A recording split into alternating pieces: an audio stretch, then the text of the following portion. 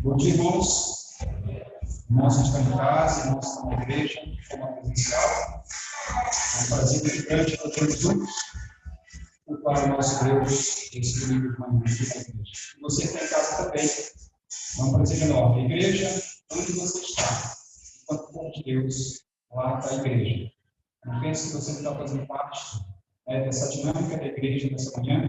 Você está fazendo parte. Mesmo você está no seu sofá, onde quer que você esteja. Você faz parte. Né? A igreja não é o templo, mas é você. É as almas conquistadas pelo sangue de Cristo naquela cruz. Vamos orar ao Senhor. Hoje tem um dia especial, um dia que podemos relembrar um marco histórico do povo cristão, que é a reforma protestante. Entendendo que todo cristão deve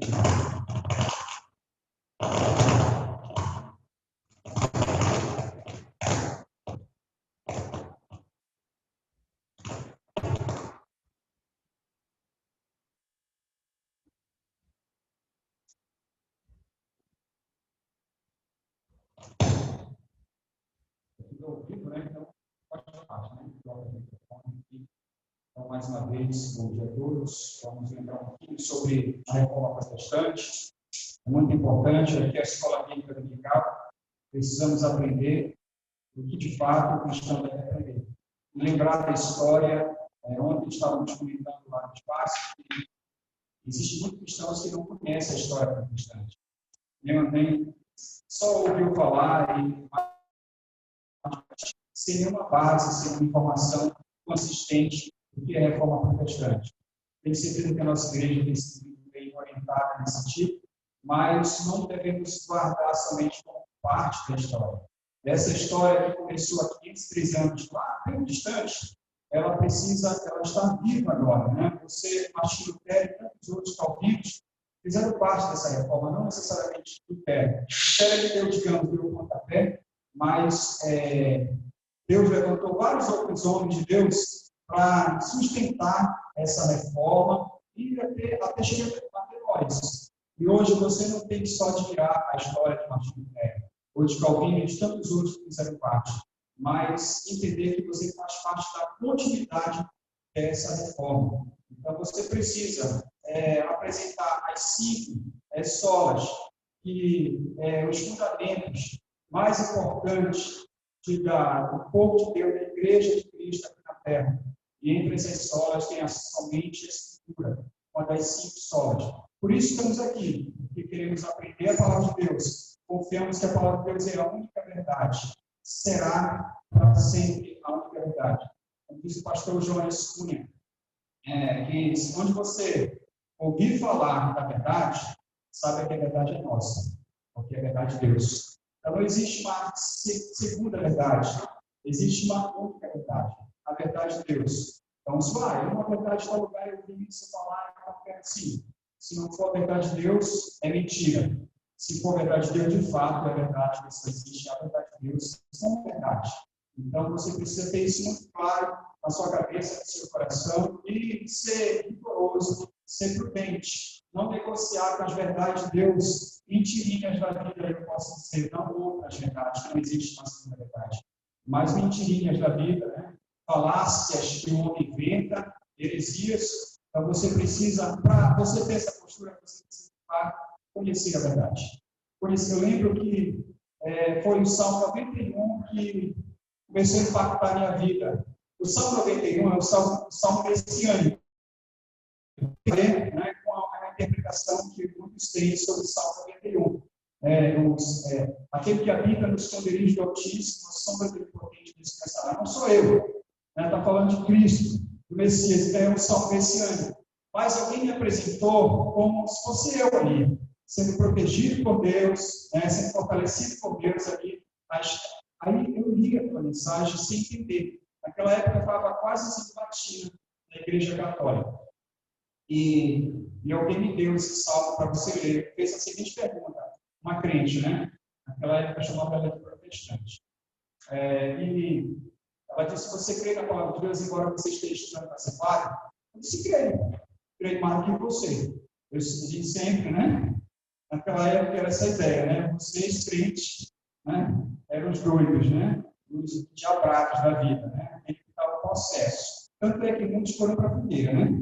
Por conta dessa interpretação completamente equivocada da vida de um cristão, de fato, uma pessoa transformada que serve verdadeiramente a verdade de Deus. E eu fazia isso muitas vezes com ela. Ela disse, não quero mais brigar contigo, questionar, mas se você quer falar de Deus, foi a última cartada dela comigo para me evangelizar. E eu disse, eu creio. E para não ficar por baixo, sem conhecer onde estava esse Salmo 91, eu não conhecia absolutamente nada da Bíblia. A gente não, no primeiro ano, no segundo ano de seminário, a gente não manipula a Bíblia. A gente manipula outros livros de uma Bíblia. Eu não tinha habilidade para ler a Bíblia. E ela abriu a Bíblia para mim, no Salmo 91, e eu li assim. Naquela época, eu estava tão oprimido pelo inimigo que eu dormia embaixo da rede da minha mãe, com 18 anos de idade. Tão oprimido que eu estava já e não demonstrava isso para ela. Eu era santo, espiritualizado, né? Muito perto de Deus, uma intimidade com Deus e as referências, né, religiosas que tem por aí.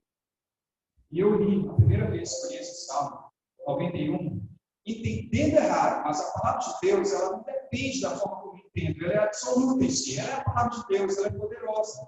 Então, mesmo entendendo errado, gente, incrível, eu senti que naquele momento a minha vida começou a mudar. E eu levantei com a coragem, com a paz no meu coração, e me afastei da rede da minha mãe, por embaixo, e fui para o sofá. Agora alguém está comigo, sem entender quem era. Para Deus, que já estava me conduzindo de forma mais íntima naquele momento, embora Ele estivesse comigo pela graça comum toda a minha vida. E eu comecei a ter experiência com Deus a partir desse Salmo 91, e entendi errado, só a partir de um conhecimento mais profundo de Deus, eu pude entender, nossa, a palavra de fato, mesmo que você entenda errado, ela é poderosa sim, e ela fez isso na minha vida. Então, queridos, priorize a palavra de Deus como a única verdade dessas vidas. Não negocie a palavra de Deus. Nenhuma outra informação literária da vida aí, uma falácia, eu acordei de essa revelação. A palavra de Deus é suficiente, cheia de revelação para nossas vidas. O que não ficou ali não tem necessidade de a gente querer especular. Deus permitiu somente aqui, que já é muita coisa. É muita coisa já, é suficiente para você conhecer mais de Deus e estar aqui. Você não precisa de mágica, você não precisa de técnicas, né? Você não precisa de outras coisas da vida, orientações, alguém bater na tua porta, tem que deixar uma palavra para ti. Muito bem, irmão, deixa a palavra para ti. Você pensa, mas eu lembro, a palavra não é só a palavra de Deus. Então, entenda, né? O quanto Deus ele tem que estar acima de qualquer especulação humana, qualquer texto literário da vida, por mais belo que seja a literatura, mas a sabedoria do homem, a capacidade intelectual vem de Deus. Então, Deus sempre vai estar acima. E aqui tem a fonte de todo saber. Aqui tem a fonte. Né? Em Cristo estão escondidos todos os tesouros da sabedoria dessa palavra. Todos, literalmente todos. Então, nós podemos desfrutar dessa verdade com liberdade. Essa é a palavra, com liberdade. Você pode sentar na sala, na escola, no trabalho, e ler a palavra de Deus. Aproveite. Só assim, conhecendo a verdade, que a gente vai estar perto, né, das mentiras da vida. Isso todo dia. Lembra que eu falei? 503 anos atrás, legal, que história bonita, pronto, que conquista eles tiveram. Lembra, você faz parte de uma outra etapa dessa reforma. Você tem que continuar, você tem a responsabilidade diante de Deus de continuar essa reforma. É claro, com um pouco mais de conforto, né? Porque aqueles irmãos tiveram conforto que a gente tem hoje. Eles foram severamente, sentiram dores físicas, né? Foram maltratados. Muitos foram assassinados, então queimados em fogueira, de cabeça para baixo, e tantas atrocidades aconteceram com o nosso mundo. Hoje você pode passar perfume, vestir uma roupa limpinha, colocar a Bíblia debaixo do braço e ir à igreja e voltar bem para casa. Você pode fazer isso. Então, a gente tem um certo conforto para viver mais essas verdades, dando continuidade a essa reforma que começou a se 50. E a gente vai assistir um videozinho rapidinho, depois a gente ora.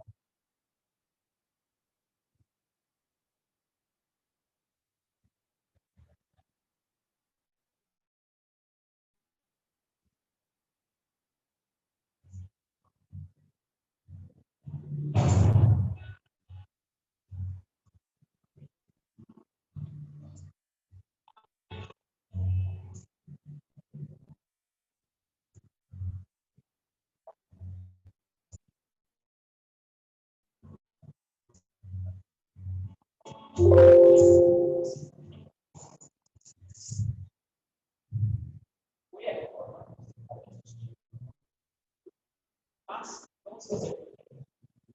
Constantemente com Deus, eu devo continuamente pensar nas coisas, as tradições eclesiásticas, postas, quando ele acabou essa porta,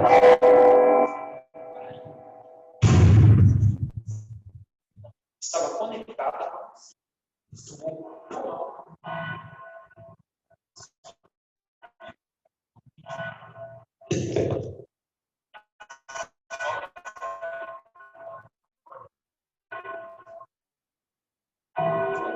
Forma simples, só das escrituras.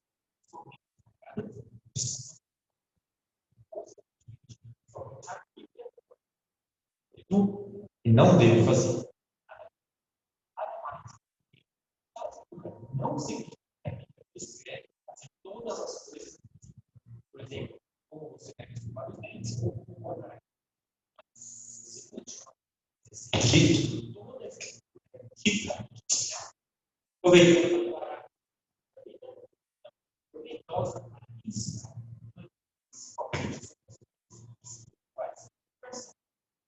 É o nosso centro de lá da vida. Só a escritura também não significa que eu não posso.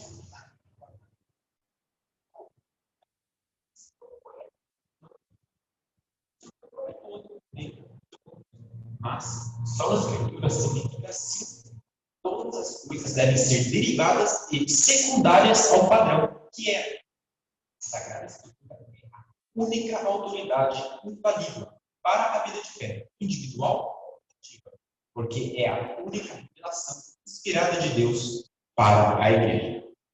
A totalidade dos conselhos de Deus, consequentemente, todas as coisas necessárias para a salvação são expressamente dispostas, ou, por boa e necessária consequência, podem ser deduzidas da mesma, a qual nada pode ser adicionado, em nenhum momento, nem por novas revelações do Espírito.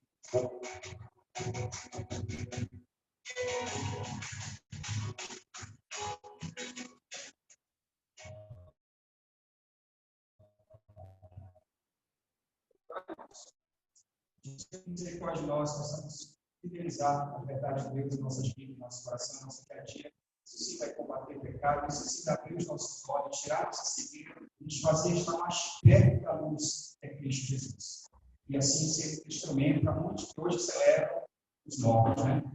Celebram os mortos. Podemos celebrar a vida, amanhã também continua a celebração. A semana inteira, na verdade, estamos celebrando os mortos para isso e mais com práticas completamente contrárias à verdade de Deus. Então, Senhor, tenha misericórdia de nós, que precisamos dispor mais misericórdia deles que se encontram nas trevas.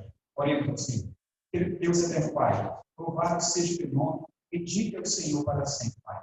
Deus, primeiramente, queremos pedir o teu perdão. Perdão, Deus, por nos comportar de maneira assim, tão passiva, eu diante de um mundo, Senhor, tão tomado pela maldade, pelo pecado, pela imoralidade, e tantas infâmias, Deus, e práticas que não agradam o Senhor, Deus. Pai querido, o Senhor nos levantou, Deus, para vivermos debaixo da tua maravilhosa graça, Senhor, luz, poder, cuidado, Senhor. Mas não foi para nós estarmos desfrutando somente, mas ir atrás de outros para que também desfrutem da graça, salvando as nossas vidas através da tua palavra que nos libertou, Senhor. Pai amado, nos ajuda, Deus, a sairmos da passividade e nos permitirmos, Deus, Pai, pelo poder do teu Espírito Santo em nós, Deus, sermos luz, sal, de verdade, Senhor, deste mundo perdido, Pai. Nos ajuda, Senhor amado, não sermos pessoas egoístas por termos a salvação de outros, não. Mas que possamos entender que foi a pura graça do Senhor, a misericórdia do Senhor, que nosso merecimento é somente o inferno, Deus. Mas através de Cristo Jesus, hoje podemos dizer, somos salvos em Cristo Jesus. Vamos para o céu, sabemos o nosso destino final, Deus, que é a eternidade juntamente do Senhor.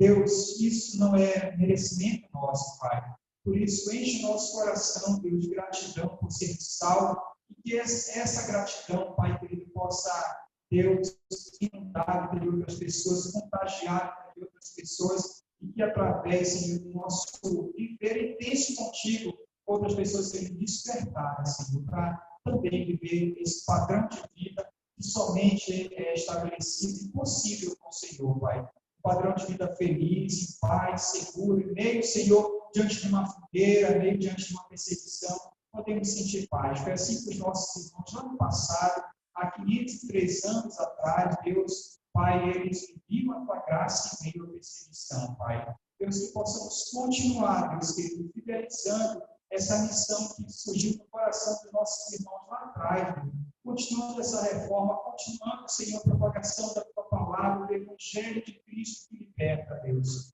Pai amado, abençoa a tua igreja aqui na terra, Senhor. Ativa a tua igreja, viva a tua igreja, Senhor, viver as verdades do Senhor, as 5 solas tão importantes, Senhor, que é a base do cristianismo na terra, Pai.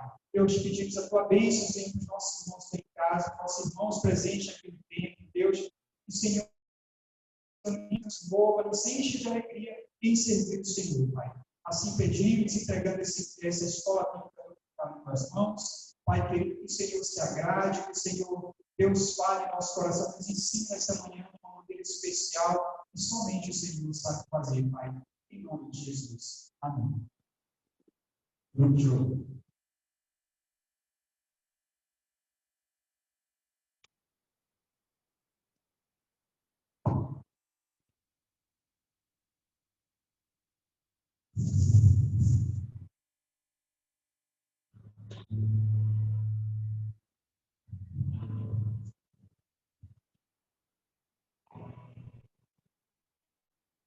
Bom dia. Eu gostaria que 3 homens aí, bem assim,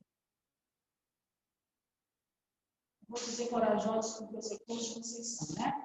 Mas 3 homens que pudessem fazer, 4 na verdade, pudessem fazer uma leitura que eu vou pedir agora. 4 homens que se colocassem em pé. Bom, senão eu vou ter que dizer.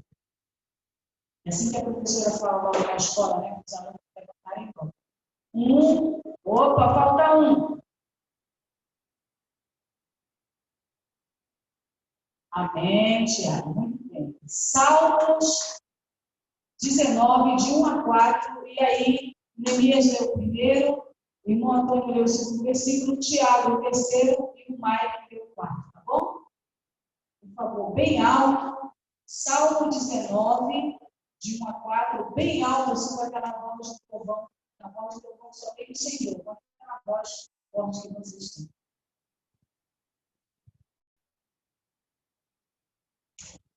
Céus, então, agora, ultimamente,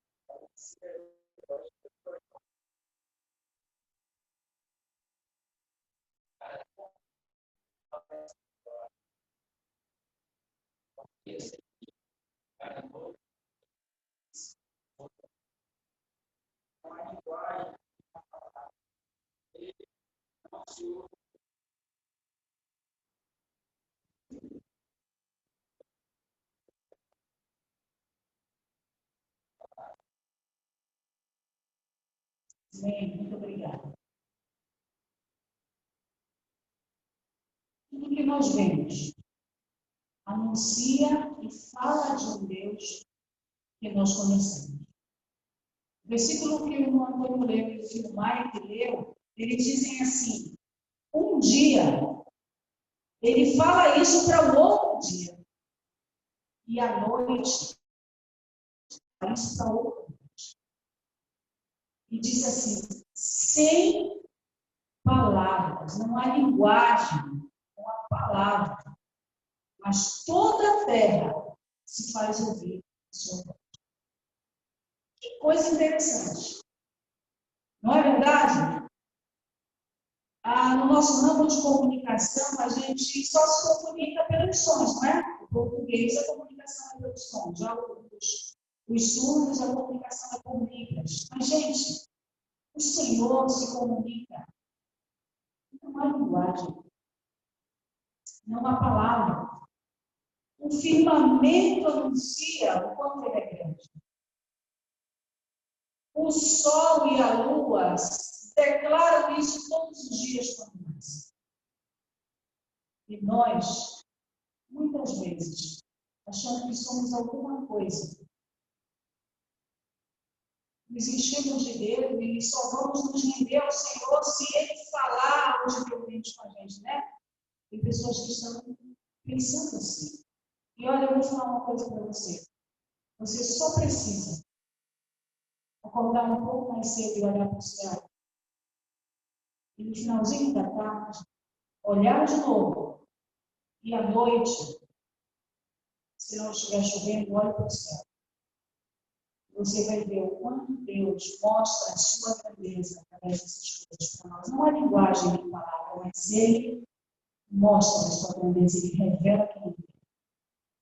Eu queria convidar você a ficar em pé, por favor, e nós vamos cantar essa canção. Não quero que você pense na letra, eu não quero que você pense na melodia dessa música, eu quero que você pense no Senhor. Ele é grande.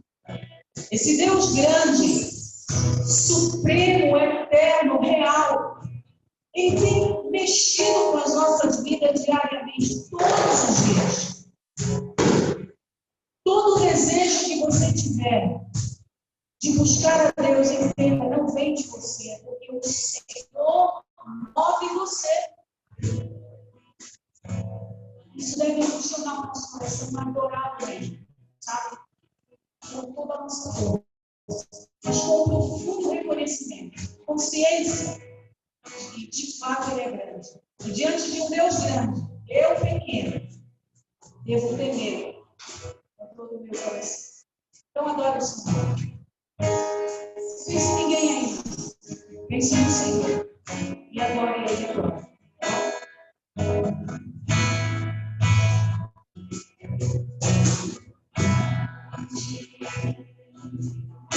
Senhor,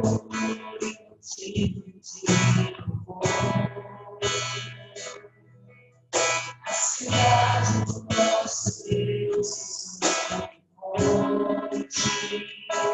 alegria de quê?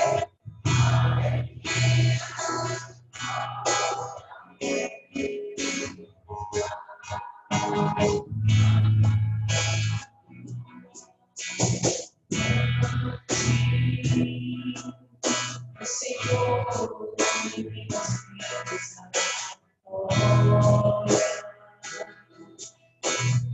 nos ajuda com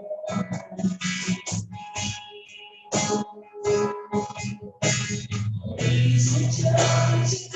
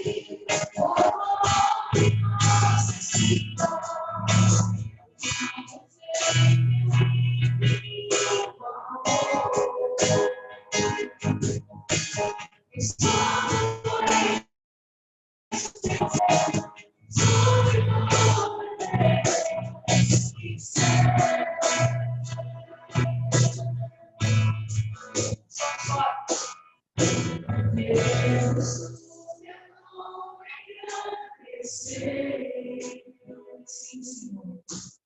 Agradecemos a Deus pelas obras que o Senhor tem feito no nosso coração.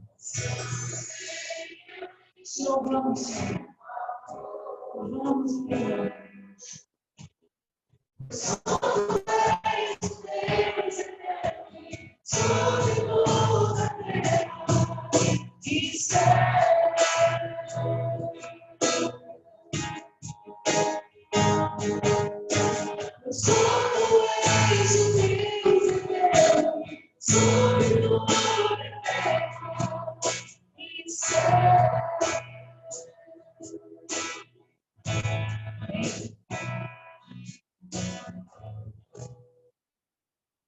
Nós estamos comemorando hoje 500 e...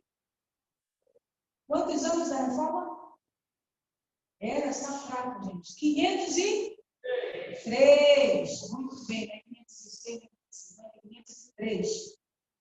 E um dos hinos mais fascinantes da reforma foi escrito por Martinho Lutero. E aí eu fui pesquisar um pouquinho sobre a composição desse hino. E aí, esse hino ele foi escrito, letra e melodia por ele, Martinho Lutero, e ele se tornou o hino principal dos luteranos. Luteranos por causa de Lutero, né? Luteranos. E aí, essa canção, ela se tornou como uma canção militante. Por causa dessa música, os cristãos, eles começaram a ser chamados de protestantes. Você sabe disso? Olha, bíblica dominical, escola bíblica também é cultura, né? E a gente, às vezes, não gosta da palavra muito protestante, né? Mas ela veio da reforma por causa dessa canção. Martinho Lutero escreveu essa canção e ela se tornou, assim, muito, muito enfática em 1529, mas ela era um protesto contra os romanos, né? Ela era uma mostra visível daquilo que a igreja estava crendo. Nós vamos cantar essa história. Nosso Deus, e hoje, Pai. Na última estrofe, ele vai dizer assim: se temos que perder os filhos, ou em outras versões, família, bens, poder, embora a vida vá, por nós, em Jesus está. Ele tinha acabado de perder a filha. Nós estamos vivendo em um tempo terrível de pandemia, né? Quando a gente pensou que ia parar, está voltando. Nós temos medo de perder pessoas. Se você é igual a mim, nós temos medo de perder. Temos medo de perder até a própria vida. Mas para a gente cantar coisas, meus irmãos, com segurança, nós temos que confiar muito no Deus que nós cantamos. Você pode dizer isso? Se nós tivermos que perder os filhos, bens, poder, embora a vida vá por nós, Jesus está e nos dará o seu filho. A nossa esperança, ela não está aqui. Se a sua esperança se firmar aqui nesse mundo, você vai sofrer muita tristeza. Mas se seus olhos se voltarem para o Senhor, sua esperança lá com Ele, nós vamos sofrer da mesma maneira. Mas temos um segredo no meio desse sofrimento que é Cristo. E o seu consolo e a sua segurança. Então, vamos cantar aí, quero que vocês cantem. É uma nova versão, não é muito tradicional, mas vamos cantar com força seguinte.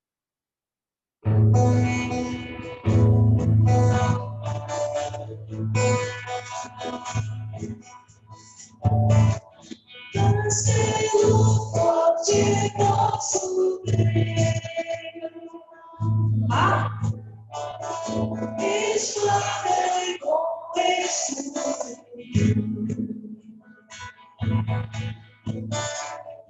O seu poder perfeito e sempre. Em todo o trânsito.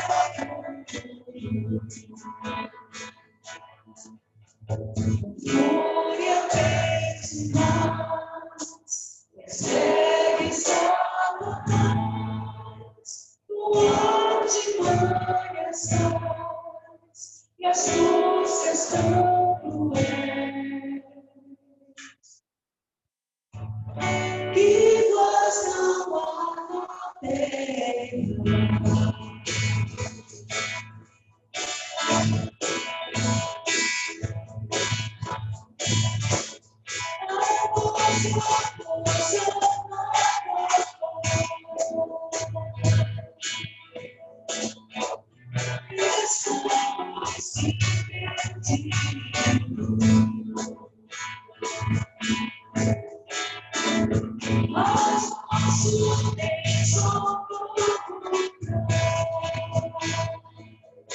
Estamos aqui. Aleluia.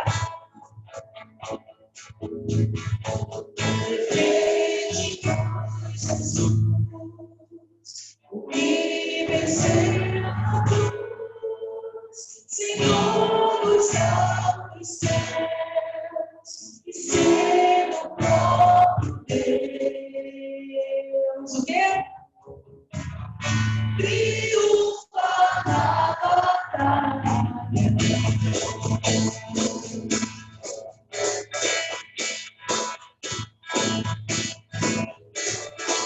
Se você sem derrota,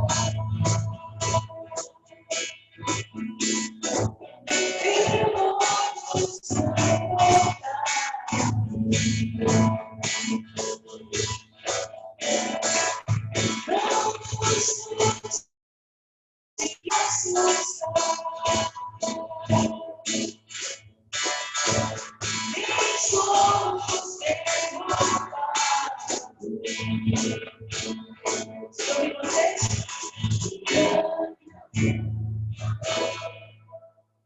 Os servos do Senhor já condenaram está, vencido cairá.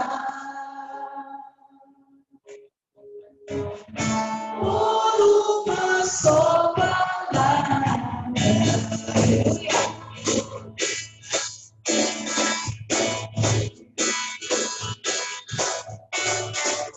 Se a palavra final sabemos com certeza.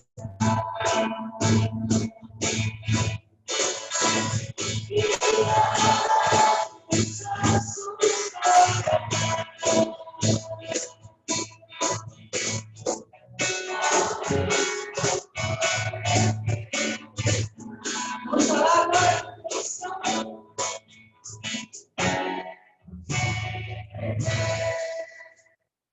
Filhos, bens, poder, em toda a vida, por nós Jesus está. E dá-nos a ser rei. Amém?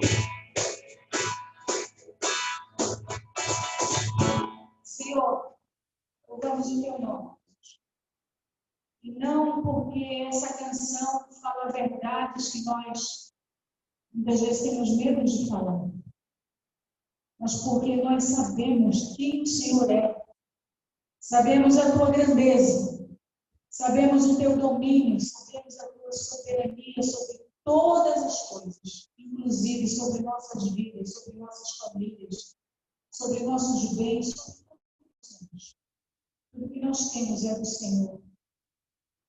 Meu Deus, nós louvamos o teu nome, porque além do Senhor ser esse Deus tão grande que nós cantamos aqui, o Senhor se inclina para ver os nossos corações tão temerosos, tão pequenos.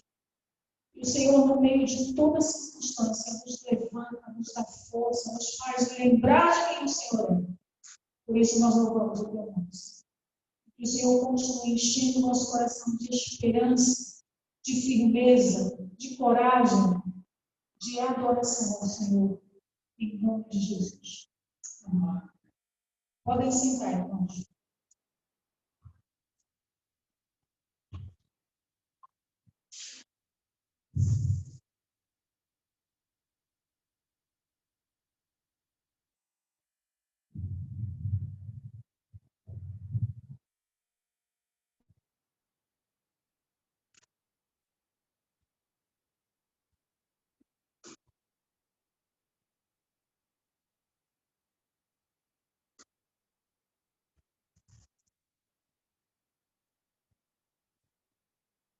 Então, bom dia a todos os irmãos e irmãs que estão aqui. Bom dia também aos irmãos que estão em casa e que participam conosco dessa nossa EBD. Eu lamento não ter orientado de uma forma bem precisa. Eu falei que hoje é muito uma ceia, tanto de manhã quanto à noite, mas eu não mencionei os irmãos em casa, né, se prepararem também para ter o material lá próprio para também tomar a ceia. Eu não sei quantos se anteciparam, se adiantaram, independente da minha orientação, fizeram isso, mas nós esperamos que os irmãos, se não agora pela manhã, mas à noite, teremos novamente a ceia, também possam, nem que seja em casa,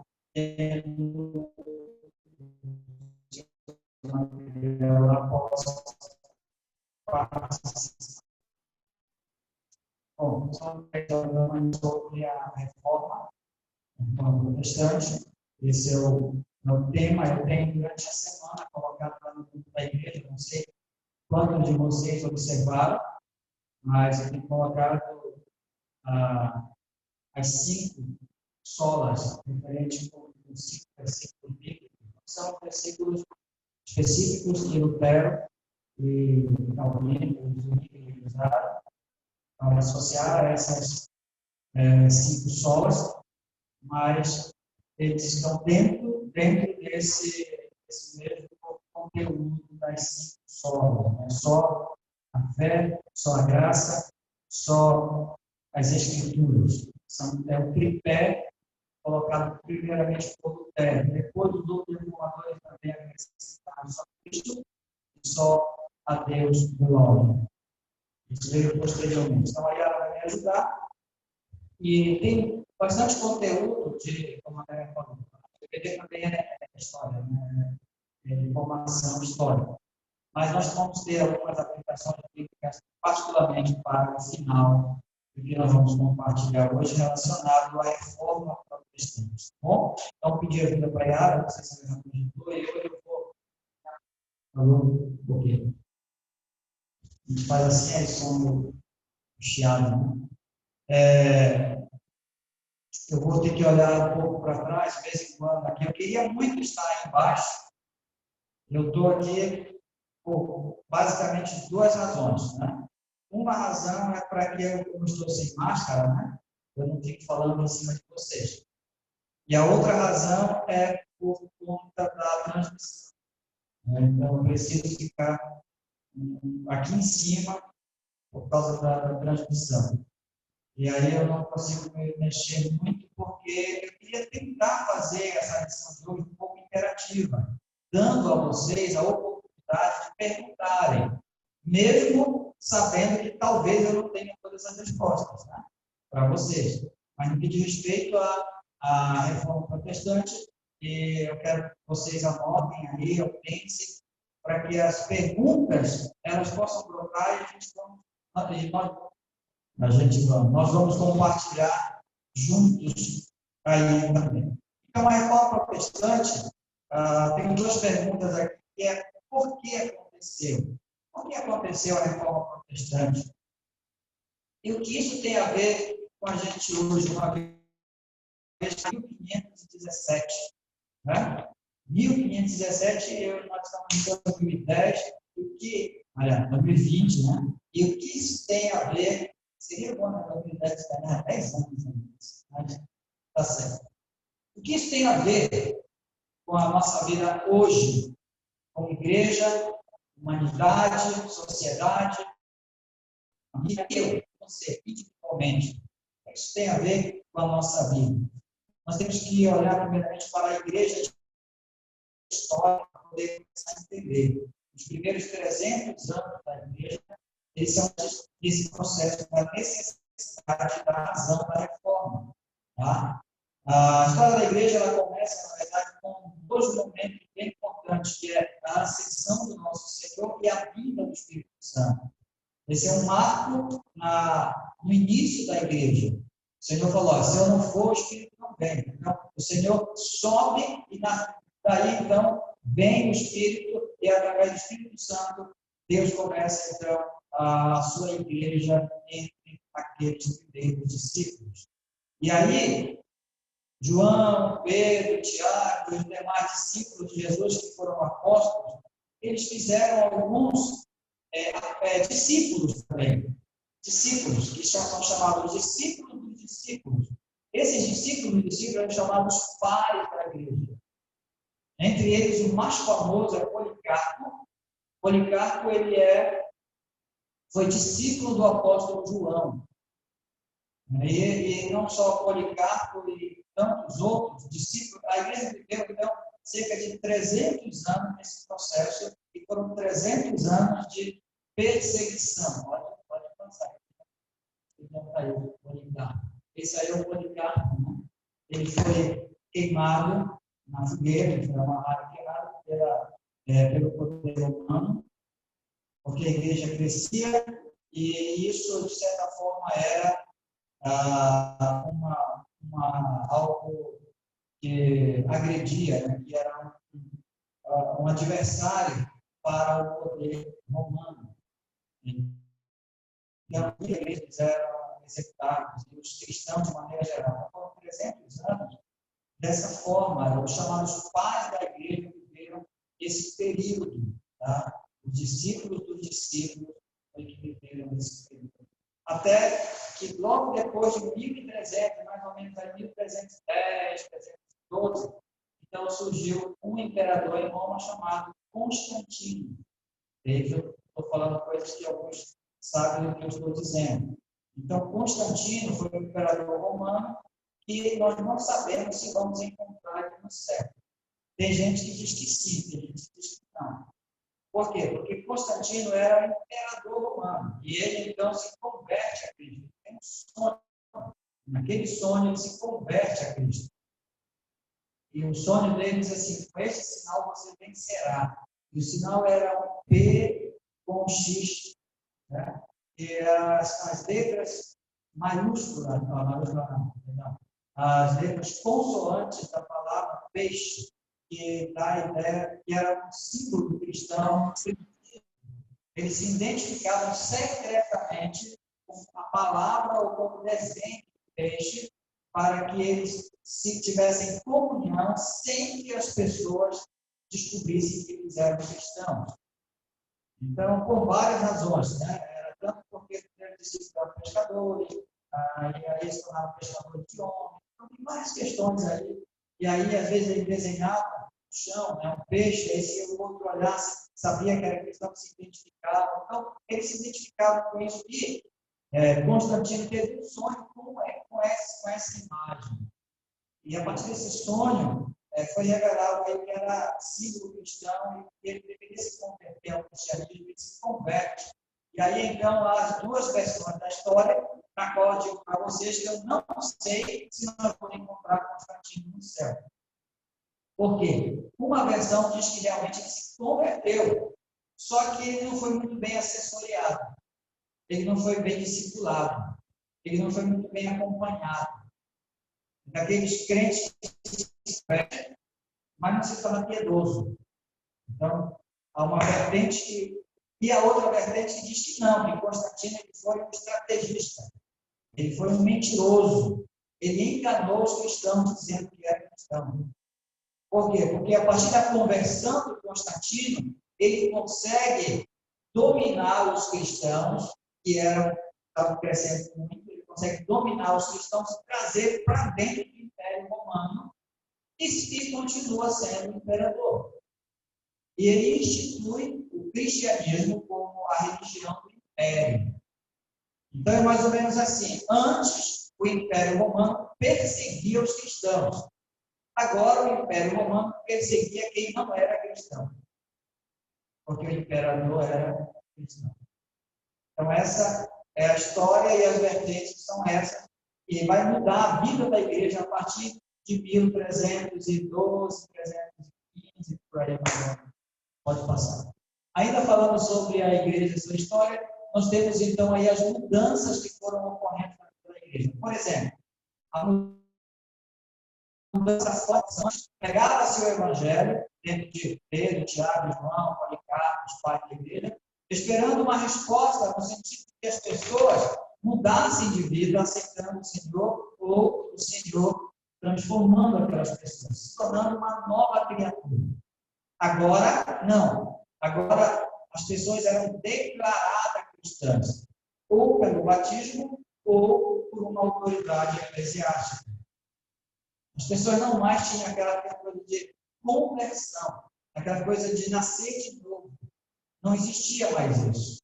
O que existia agora era uma criança ela era batizada e ali o sacerdote declarava: eu te declaro cristã.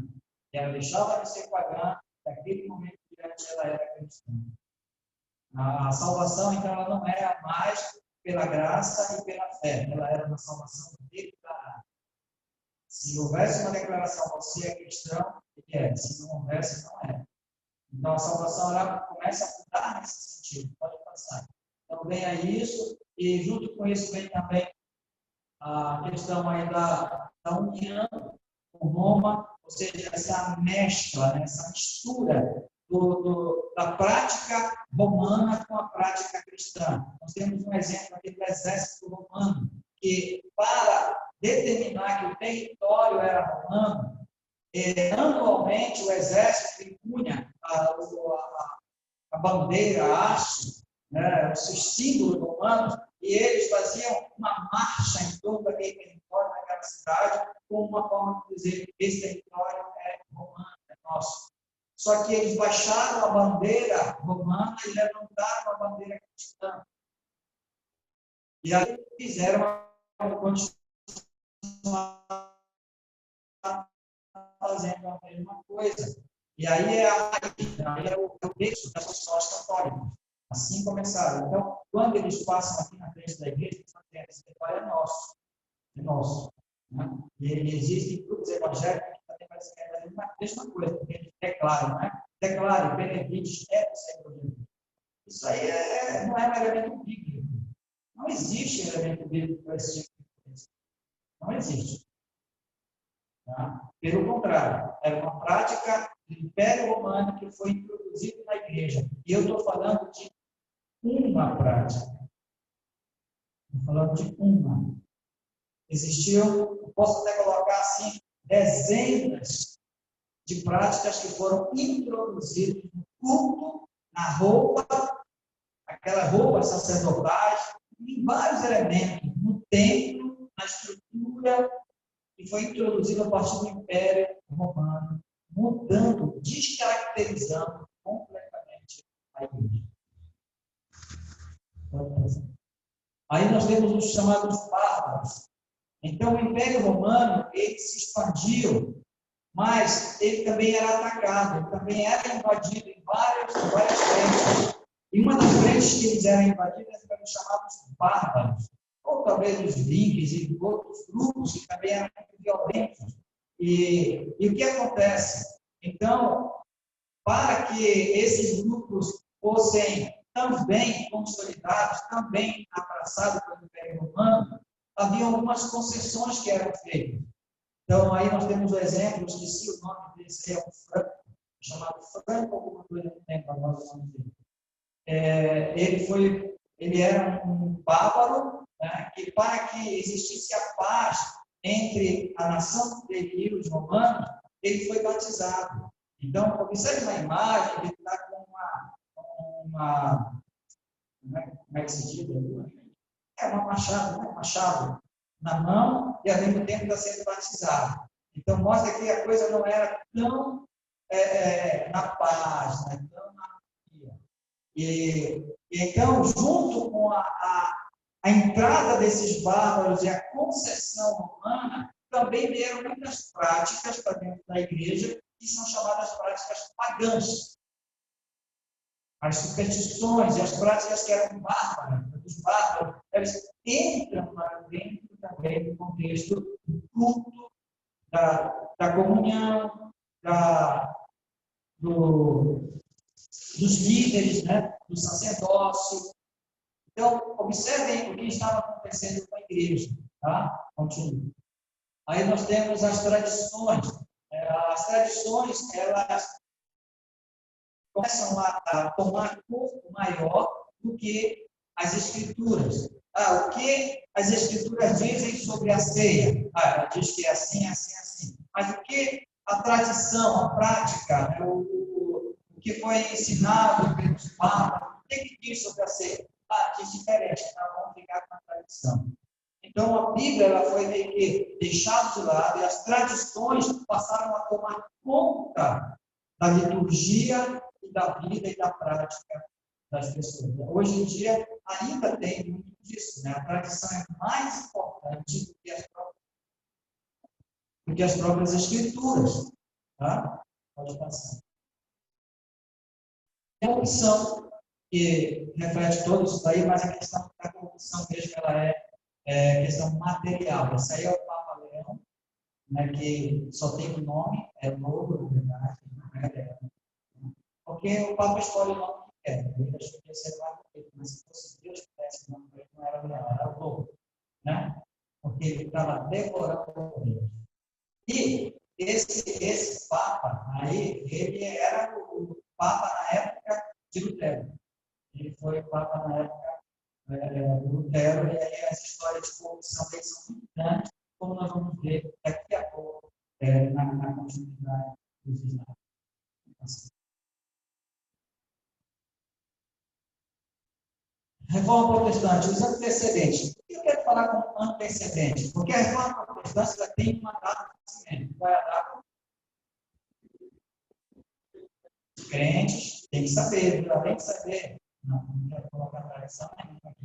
Mas é muito importante nós sabermos 31 de outubro de 1517. Que é muito número na minha cabeça que está colocando desorientado. 1517, 31 de outubro de 1517. E essa data ela é muito importante no contexto em que ela está, 31 de outubro, perto de finados, perto aí de Todos os Santos. Tem uma história muito interessante, mas não é para hoje, sobre o Lutero ter escolhido essa data para ir lá e pregar as suas 90. Tem um princípio, na verdade, um fundamento histórico muito importante sobre isso. Então, aí nós temos os chamados antecedentes da igreja. Santo Agostinho, que é considerado santo tanto pela Igreja Católica quanto pelos protestantes também, tá? Ele viveu no ano 300 e início de 300, ele não se relacionou com os pais da igreja, mas ele pegou ainda um pouco. A igreja estava nessa transformação por Constantino e ele viveu esse período, tá? O ano 300 e pouco ainda. E Santo Agostinho ele é considerado o pai da teologia da salvação, no sentido ele começou a formar o corpo do que significa a salvação. Ou seja, aquela história, o homem é pecador, né? Jesus morreu pelos pecadores, né? E aí em Cristo nós temos a salvação. Ou seja, alguns chamam de 4 leis espirituais, outros chamam de livros sem palavras. Esse esboço, ele foi começado a ser tecido por Santo Agostinho. E ele era cristão dentro do contexto da igreja, e era líder desse contexto, mas ele pregava, ensinava a doutrina da salvação nesse aspecto. E ele também foi o que formou, né, conseguiu formatar a doutrina chamada Trindade. Ele que compreendeu, Deus Pai, Deus Filho e Deus Espírito Santo, e esboçou isso a nível de teologia, como nós temos hoje. Tá? Então, esse aí foi, vou colocar, antecedente da reforma. A igreja ainda estava naqueles primeiros momentos, tá? Ainda não havia o bárbaros e tantas coisas. Então, naquele primeiro momento, ele era uma pessoa muito importante. E dentro da igreja havia aquele que alguns chamam de remanescente, né? Através de Constantino. Esse outro aí é Jerônimo, né? Também é chamado de São Jerônimo. Ele é considerado santo, São Jerônimo, tanto pela Igreja Católica, quanto também pelos reformadores. E São Jerônimo viveu um pouco depois de Santo Agostinho, e ele, o grande feito dele foi a tradução da Bíblia, do texto original grego e hebraico para o latim. E por incrível que pareça, era a Bíblia que era usada pela Igreja Católica até hoje. Mas qual a importância disso? A importância disso é que Jerônimo escreveu uma Bíblia chamada Vulgata, é o nome desse livro que escreveu, que é a tradução do original grego e hebraico para o latim. Ele traduziu simplesmente apenas os 66 livros. Os 66 livros. Isso é uma coisa muito importante, porque posteriormente foram inseridos livros na Bíblia. E desde esse período aí, 340, talvez 350 anos, São Jerônimo, ele compilou a Bíblia e fechou o cano, e era exatamente os 66 livros que nós temos hoje. Somente mais tarde, com toda a corrupção envolvendo a igreja, foram acrescentados os chamados livros apócrifos. Mas ele é muito importante, né, como pré-reformador, podemos colocar assim, pré-reforma. Né? Apesar de que os pré-reformadores são os que estão mais perto da reforma dele. Aí nós temos, então, a chamada Igreja Ortodoxa. No ano de 800, bastante tempo depois, no ano de 800 começou a acontecer o chamado cisma na Igreja Católica. Ou seja, dentro da igreja, um grupo grande que envolvia o país não concordaram com algumas doutrinas. E aí surgiu a Igreja Ortodoxa. A Igreja Ortodoxa é a igreja que ela tem quase que a mesma proporção da Igreja Romana na Europa, mas ela não é associada ao Vaticano. É uma igreja que ela está basicamente na Rússia, na Grécia, tá? Naqueles países ali, na Turquia. Tá? Então, nesses países, é a igreja oficial desses países. Assim como no Brasil é oficial a igreja romana, a católica romana, lá é a ortodoxa. Né? A igreja que surgiu aí, começou nesse período de 800, mas ela firmou os pés em 1054. Não está aqui, 1054, que ela firmou o pé. Aí nós temos essa imagem aí, ele é o chamado São Nicolau, né? De onde veio a tradição do Papai Noel. Né? São Nicolau é o santo, o patrono da Rússia e daqueles países lá dentro da neve. E aí ele que é tradicionalmente precursor da ideia do Papai Noel. Né? Mas essa é uma outra história que eu já vou contar. Aí nós temos o São Tomás de Aquino, já 1350, também uma pessoa muito importante no contexto da formação da igreja, ou da doutrina reformada, podemos falar assim. Né? São Tomás de Aquino é uma pessoa que ele valorizou muito as escrituras, a Bíblia. Ele era professor de Bíblia. Ele ensinava muito a Bíblia, ele estudava muito a Bíblia. E ele foi um grande questionador das construções de grandes templos. Conta-se a história dele, caminhando, ele era um cardeal, caminhando junto com um dos papas, e o papa falou assim para ele, Aquino, ou Tomás, que Aquino, na verdade, era a cidade dele, o nome dele era São Tomás, e Aquino, porque era a cidade, é igual o chamado Paulo de Tarso, né? Tarso era a cidade. Então, aqui Tomás, se Pedro, eles caminhavam no templo e olhavam, né? Todas as relíquias, as belezas, o ouro, tudo. E ele então falava assim, se Pedro, o Papa falou para ele, se Pedro fosse o Papa hoje, ele não poderia dizer, não tem prata, não tem ouro. E São Tomás de Aquino falou, é verdade. Mas hoje nós não podemos dizer, levanta e anda. Ou seja, ganharam muito em riqueza e perderam muito em virtude. Perderam muito em santidade. Perderam muito em autoridade espiritual. Então ele combatia muito, ele dizia assim, o templo ele tem que ser, deve ser a Bíblia de pedra. Essa é uma frase dele. O templo é a Bíblia de pedra. E foi ele um dos precursores que fez com que as catedrais tivessem aqueles vitrais. Não sei se vocês já foram em lugares assim, e alguns têm toda a história da criação. A criação física, e outros têm a história de Jesus, né? Entrada em Jerusalém, traído por Judas, preso, açoitado, aí crucificado, sepultado, ressuscitado. Naqueles vitrais. Por quê? Porque naquela época havia muitas pessoas que eram analfabetas, pessoas que não sabiam ler. Ele dizia, o templo tem que ser a Bíblia de pedra. A Bíblia de pedra. Então, ele dizia, nós vamos construir para ensinar as pessoas, não construir para esbanjar, para luxo, para ser. Essa era a visão dele. E o quanto ele valorizava as escrituras sagradas, foi uma pessoa muito importante e combateu muito a riqueza corrupta da Igreja Católica, o materialismo da Igreja Católica, combateu muito isso. Esse foi um dos precursores também da reforma. Pode passar.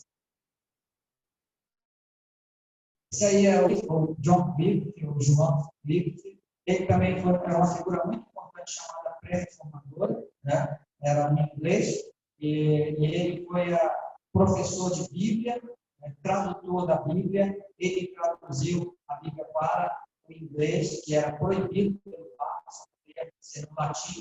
Ele traduziu, ele foi perseguido pela Igreja Católica, tentaram prender ele, mas o imperador da Inglaterra não permitiu que ele fosse preso. Ele ficou enclausurado em uma universidade lá, então foi lá e ele então ensinava a palavra do Senhor.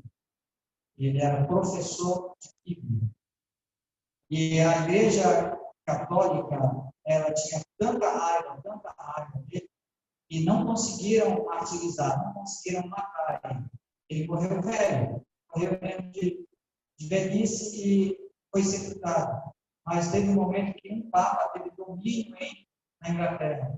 E esse Papa, isso 45 anos depois da sua morte, esse Papa, então, decretou que o corpo dele fosse exumado. Então, foram lá, acabaram, tiraram os ossos dele, levaram para uma fogueira, queimaram os ossos dele e botaram fora. Né? Ou seja, ele foi queimado depois de morto. Né? Assim, tinha tanta ira contra o que ele pregou, o que ele deixou, e fizeram dessa forma. O último pré-reformador, não é o último ainda, esse aqui é o penúltimo, é o chamado John Hus, e aí ele já era chamado Boêmia, né? Tem aquela história, ele é Boêmia, Boêmia é um lugar, né? Não é? Ele tinha uma vida aí nas noites, não, por isso que ele era Boêmio, né? Era o lugar. Então, esse também foi um grande reformador da igreja, pré-reformador, melhor dizendo, só que ele não logrou a reforma ele é, como eu vamos ver já daqui a pouquinho, a situação dele foi parecida com a situação do Tiradentes, né? Ele tentou fazer aquele movimento, a Consciência Mineira, mas foi traído, né? E aí ele foi enforcado. Da mesma forma aconteceu com o Wycliffe, né? Ele foi traído e... Russo, perdão, Russo. Ele foi traído e ele foi, então, morto. Né? Ele foi queimado vivo. E alguém conta essa história que não foi só queimado vivo, né? Ele foi torturado por fogo por horas e horas e horas. Até bem, nós temos aí, então, o Savonarola. Savonarola, ele fez parte de um movimento que tentou fazer a reforma na Itália. E em 3 países principais, Itália, Espanha e Portugal, a reforma foi massacrada. Os reformadores nesses 3 países que tinham teólogos, né, tinham cardeais e frades e tudo que pregavam a palavra, eles foram duramente massacrados, tá, pela Igreja Católica Romana. E Savonarola foi um que passou por isso. Ele também é um grande pré-reformador. Esses não implementaram a transformação da igreja, mas no período que eles viveram, eles foram fiéis à palavra, fiéis à doutrina da salvação, fiéis a Deus, mesmo dentro daquele contexto que a igreja estava em toda a transformação, como nós vimos anteriormente. Tá? Nós vimos como foi aquelas transformações que aconteceram, a igreja, desde a conversão de Constantino, sendo transformada, e lá dentro, homens e mulheres, né, claro. A história bíblica e a própria história da igreja, ela acaba não valorizando os feitos das mulheres, de certa forma. Mas o que Catarina fez, sendo esposa de Lutero, é digno de ser estudado também. É digno de ser estudado, de ser conhecido também. Mas esses são chamados pré-reformadores, os pais da reforma, que não conseguiram lograr êxito na reforma protestante. Então, nós temos os chamados, então, reformadores, que basicamente são 3. Um é Lutero, não vou mencionar muita coisa agora. Aí o outro é o Calvino, João Calvino, na Inglaterra. E nós temos também aqui o grande reformador que foi na Suíça. Esses 3 lograram êxito, porque aprove a Deus que, naquele momento, eles escolhessem fruto do que alguns já haviam semeado com seu próprio sangue. E por várias questões sociais, questões políticas, que, na verdade, era Deus movendo a história, esse foi o momento de Deus para que houvesse a reforma protestante no mundo. E esses homens, então, foram os grandes reformadores. Depois vieram os pós-reformadores que deram seguimento. Lutero morreu, Calvino morreu, Zwingli morreu, e Melanchthon e outros levaram adiante esse processo da reforma que chegou até nós hoje.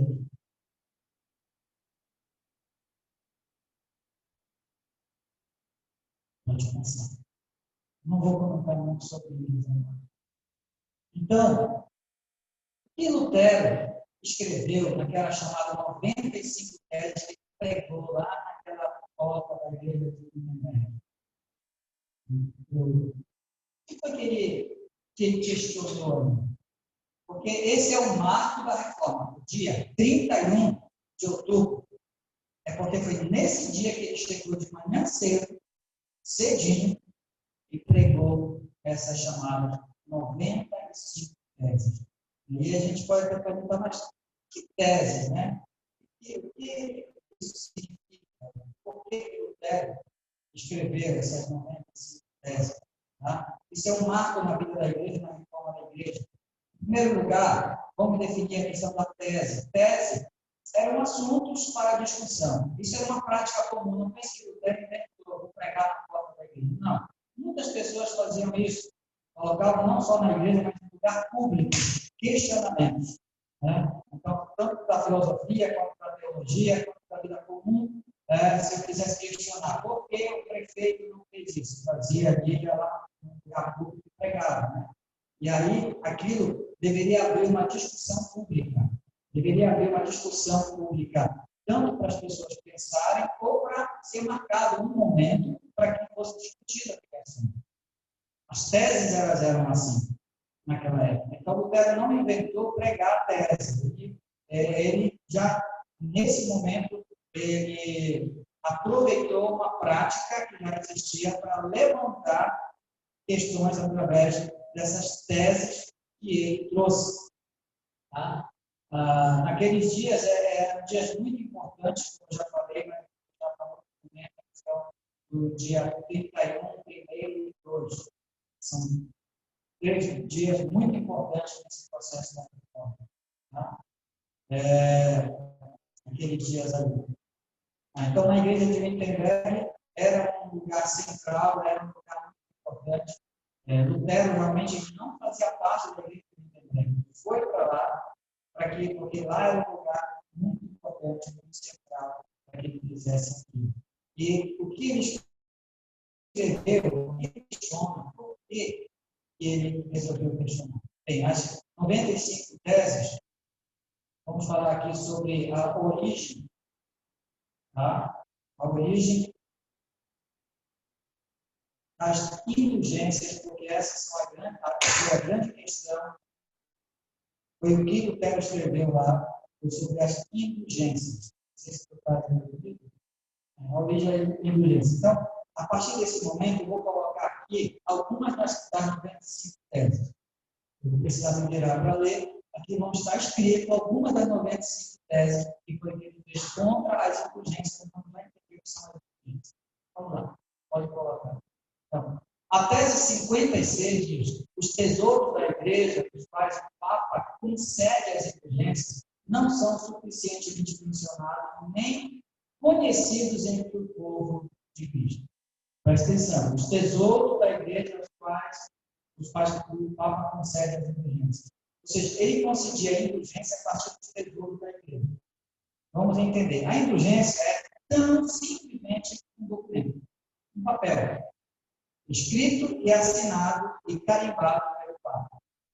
Esse papel, essa indulgência, ela concedia perdão, era a venda de perdão. Era um papel escrito onde o Papa perdoava os pecados. A história era muito longa, mas o que se dizia é: se você comprar essas indulgências, você pode ficar livre dos seus pecados no passado, e você pode até comprar garantido para os pecados no futuro. E você pode também comprar para pagar pecado dos seus pais, seus parentes que já morreram e estão no purgatório. Lá eles serão perdoados. Tamanho era o poder das indulgências, em perdoar pecado. E essas indulgências, esse perdão do pecado, era posse da Igreja Católica, era posse do Papa. Por quê? Porque ele dizia que essas indulgências, esses documentos, essa liberação de perdão, a igreja tinha na mão isso. Por quê? Porque a igreja tinha as riquezas, tinha aí o que ele fala assim, os tesouros da igreja. E o que eram os tesouros da igreja? Os tesouros da igreja eram o seguinte: algumas pessoas, padre, sei lá, freira, alguns dos clérigos da igreja católica eram muito piedosos, eram muito bons, faziam muita caridade, cuidavam dos enfermos, davam esmolas, cuidavam dos órfãos. E isso trazia para a igreja que ele chama aí de tesouros. Uma pessoa que fazia muita caridade, que fazia parte do clero, fazia parte da liderança da igreja, que fazia muita caridade, ela morria, ela deixava um lucro, uma riqueza em virtude para a igreja. Olha, ele podia falar, vamos citar aqui um exemplo, pensar no santo, São Carlos. Né? São Carlos. Então, São Carlos viveu, foi piedoso, fazia isso, ele morreu. ele deixou uma história, um rastro de piedade. Essa piedade é a riqueza da igreja. Por tudo que ele fez, nós temos agora a riqueza, o poder para perdoar o pecado, porque ele era da igreja. E assim, eles canonificavam, né, tornavam santos várias e várias pessoas e pegavam os feitos dessas pessoas, não sei se estimalismo, não sei como era, mas eles pegavam esses feitos e diziam, isso aqui é a riqueza da igreja. E é a riqueza da igreja, agora nós podemos vender essa riqueza. Vou vender a riqueza de São Carlos, vou vender a riqueza de Santa Teresa, vou vender a riqueza de, sei lá. E aí, esse domínio, esse poder que tinha era a igreja católica.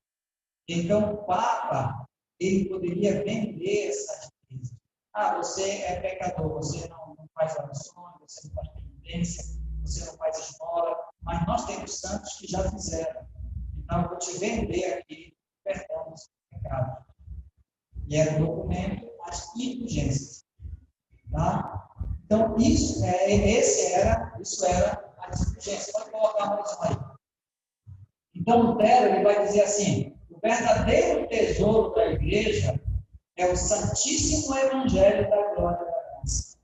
Essa é outra tese, né? Ele fala, vocês estão dizendo que a igreja tem tesouro por causa disso. Mas o verdadeiro tesouro da igreja, que dá perdão, é o Evangelho. Continua aí. Seja bendito, porém, aquele que ficar alerta contra a devassidão e a licenciosidade das palavras de um pregador indulgente.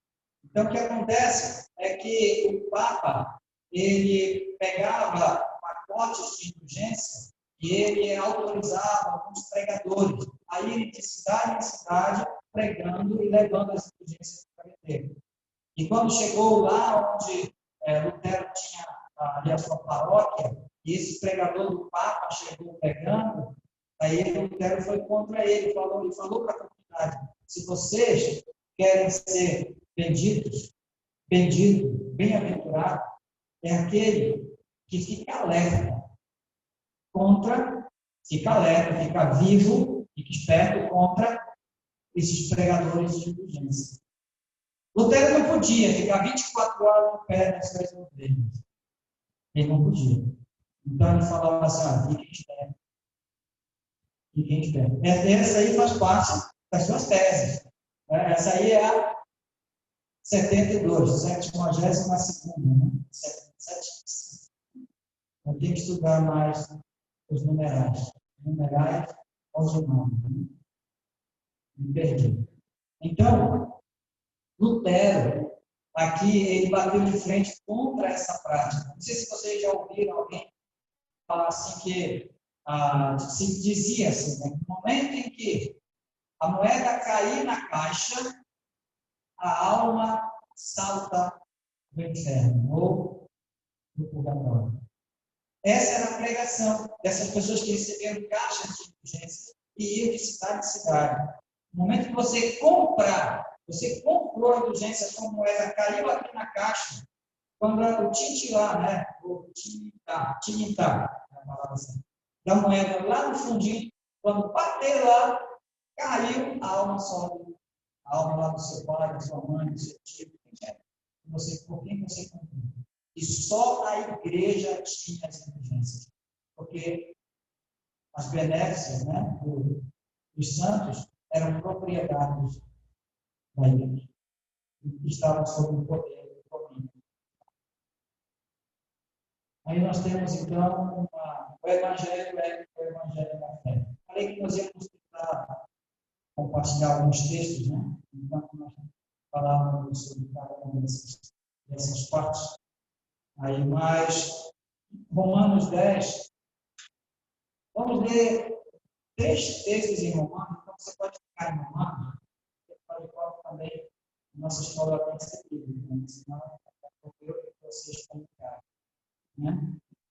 Romanos 10, versículo 10 diz assim, porque com o coração se crê para a justiça, com a boca se confessa a respeito da salvação. Porque porque a Escritura diz: todo aquele que nele crê não será confundido. Não é assim. Versículo 8. Porém, que diz: a palavra está perto de ti, na tua boca e no teu coração. Isto é, a palavra da fé que pregamos. Ou seja, aquilo que realmente é a palavra de Deus é a palavra que foi pregada pelos apóstolos. É a palavra que está pregada nas Escrituras. As Escrituras é que produzem a fé verdadeira. Então, não era qualquer pregador, qualquer palavra, qualquer ensino que deveria convencer as pessoas, mas a pregação da palavra de Deus. Era assim que Lutero ensinou. Tá? Pode passar. Nós temos aqui, então, o fascínio das indulgências. Né? Então, a indulgência também, ela fascinava as pessoas. E isso é interessante porque nós vemos muito nos nossos dias. Podemos dizer que vemos em nós mesmos isso. E é a nossa natureza caída. O fascínio das indulgências. Coloca aí a tese. Quais são as duas teses aí? Primeiro, este tesouro, entretanto, é mais odiado e com razão, porque faz com que os primeiros sejam os últimos. Aí na tese 64 ele diz: em contrapartida, o tesouro das indulgências é o mais benquisto, com razão, pois faz dos últimos os primeiros. Ou seja, ele fala assim: eu estou preparado, porque eu sei que a indulgência do Papa é mais interessante para vocês do que o Evangelho. Eu estou preparado porque eu sei que é mais fácil você comprar o perdão, é mais fácil você comprar a salvação, é mais fácil você comprar a virtude do que você produzi-la, do que você viver, do que você fazer. Não é verdade? Se eu pudesse comprar perdão, aí eu comprava uma vida toda. E aí é o que Lutero fala: eu sei que estou pregando aqui algo que não é atraente, algo que não é atrativo, algo que vocês não vão gostar. Vocês não querem, porque o que vocês querem, o que atrai, né? O tesouro, entretanto, é mais odiado. O odiado está falando do Evangelho. O Evangelho é odiado. Né? E no 64 ele fala: em contrapartida, o tesouro das indulgências é mais benquisto, é benquisto. Porque é confortável. É confortável. Né? Então, o Lutero está dizendo assim: eu estou lutando contra forças que operam na carne de vocês. Não é só o Papa que eu estou lutando. O Lutero reconhecia isso, que a luta dele não era somente contra aqueles pregadores de indulgências e Papa, mas era na vida das suas ovelhas. Porque na vida das ovelhas tinha uma luta espiritual que atraía eles para indulgências e afastava eles do Evangelho. E é muito interessante porque a gente vê isso na nossa realidade, na nossa vida. É mais fácil viver a vida cristã pagando pela vida cristã do que a gente viver a vida cristã suando pela vida cristã. Né? Se abatendo a carne, abatendo o mundo na nossa vida em volta. É muito mais trabalhoso. Então, eu quero falar: eu não estou lutando só contra o Papa. Eu não estou lutando só contra a indulgência. Continua aí.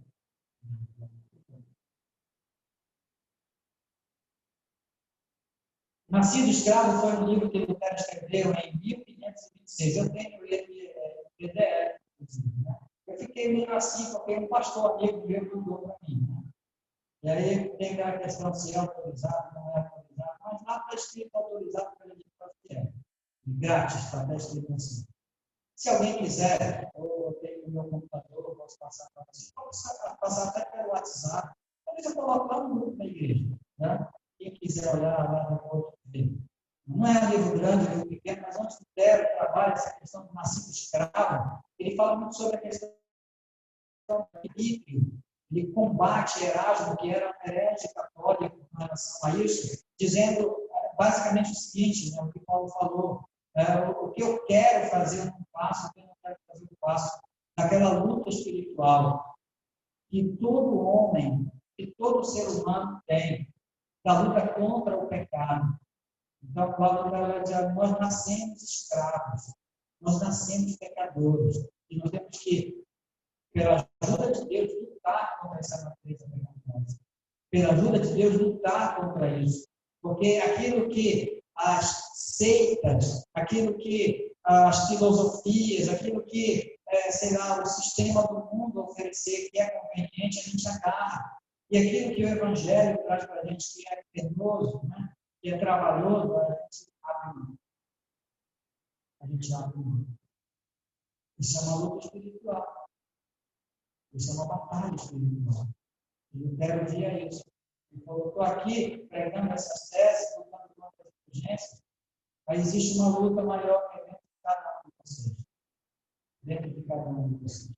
Eu ia ler Romanos 7, 24, 25, nesse contexto, acho que se quiser anotar, Romanos 7, 24, 25, faz parte desse contexto, mas pelo tempo passado.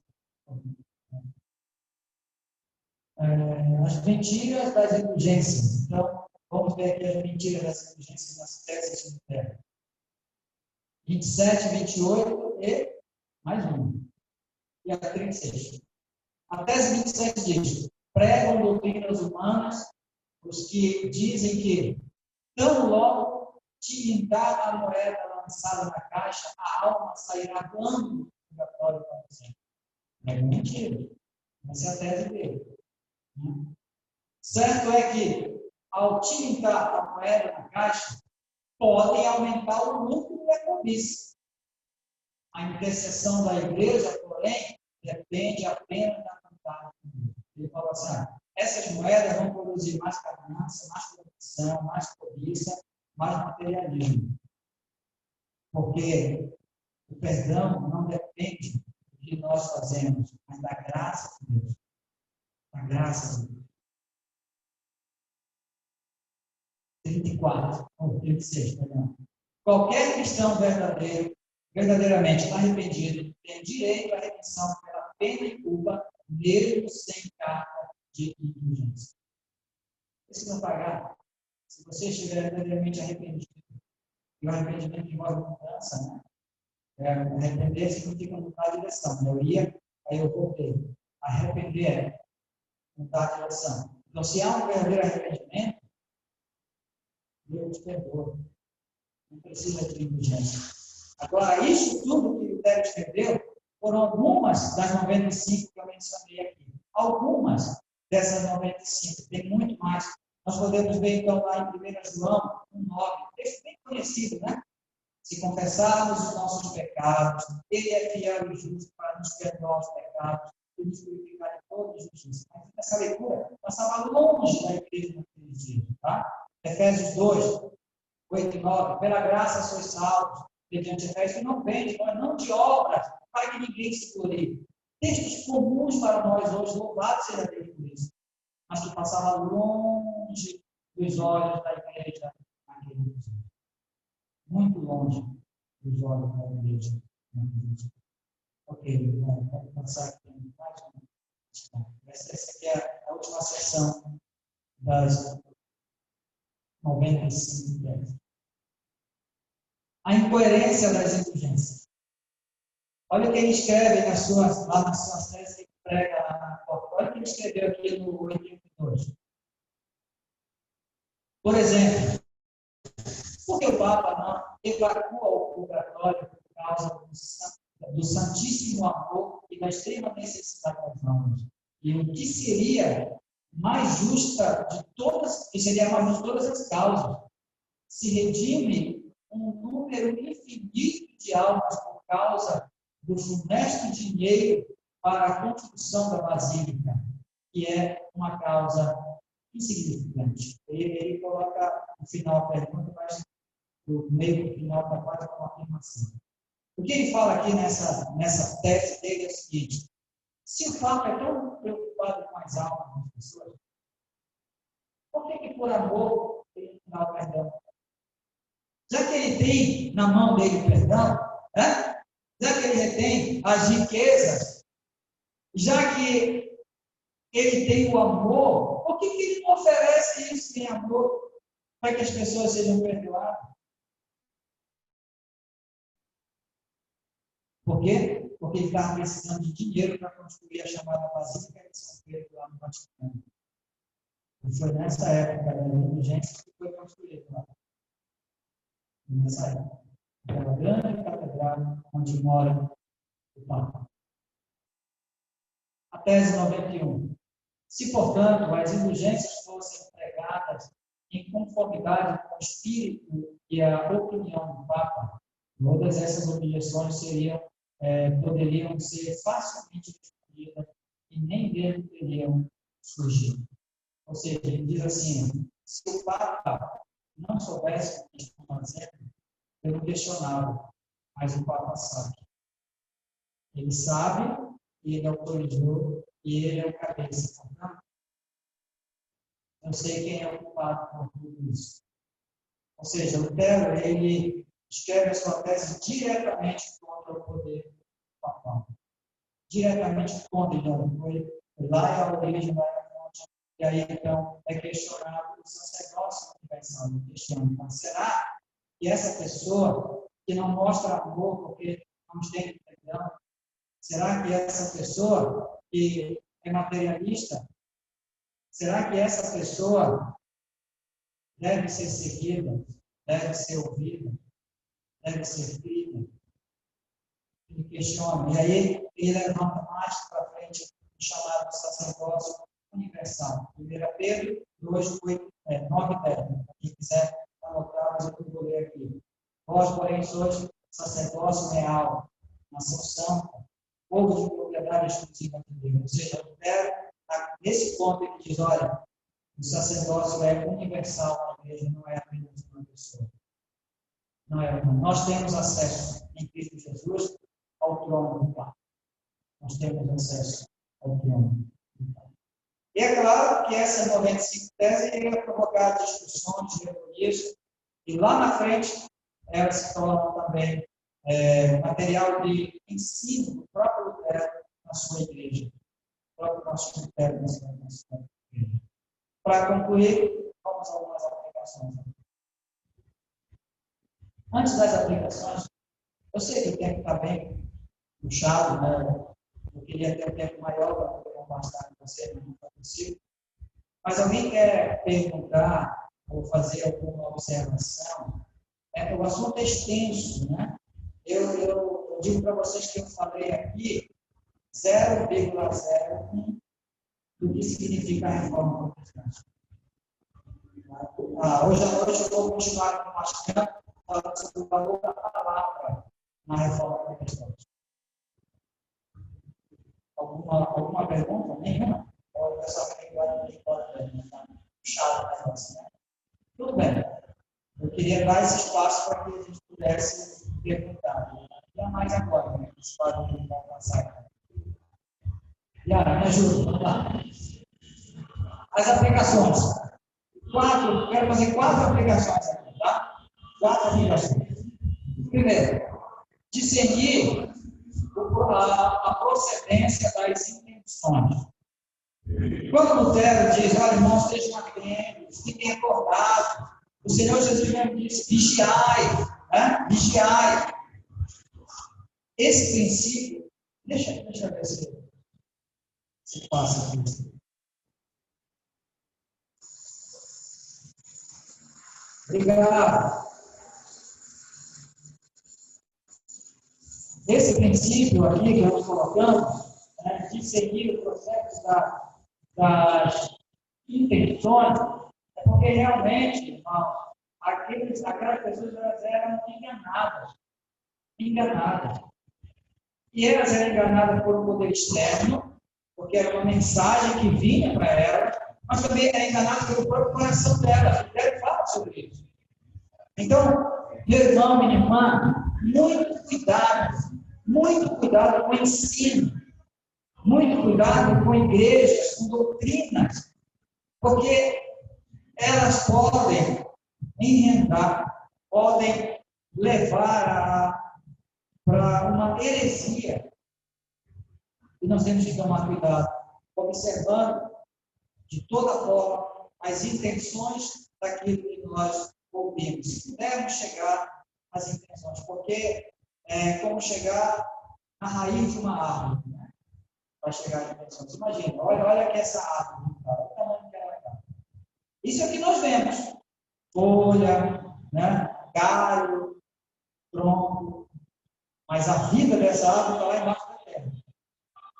E para eu ver a cor dessa raiz, para eu saber a grossura dessa raiz, é fácil? Às vezes é assim. Temos que tomar cuidado no que está por trás de todas as coisas que são colocadas para a gente. Tudo que é colocado para a gente. E Lutero batalhou por isso. Então, primeiro, discernir procedência das intenções. Segundo lugar, perceber o preço da fé cristã. É claro, o Senhor Jesus chega um momento e falou assim para os discípulos: vinde a mim, todos que estão cansados, sobrecarregados, e eu vos aliviarei. Isso para mim é um conforto muito grande. Né? Eu lembro que a primeira igreja que eu pastoreei, lá na parede de trás, era o versículo que estava escrito: vinde a mim. É um convite maravilhoso. Mas esse mesmo Senhor diz assim: tome a sua cruz e siga-me. Então, cuidado com a salvação que é comprada. Cuidado com a virtude que é comprada. Nós precisamos exercitar a nossa piedade cristã. Viver a nossa vida cristã. Orar mais. Ler devocionalmente a Bíblia. Conhecer. Comunhão. Sabe? Nós precisamos ser fiéis ao Senhor. Em tudo. Em tudo. Então, pense nisso, que o nosso chamamento ele não é para a glória ainda. O nosso chamamento agora é para a peregrinação. É para a peregrinação. Tá? Aquelas indulgências eram uma forma de vender, né, o perdão. Vender ali para que as pessoas pudessem ter o perdão através do dinheiro.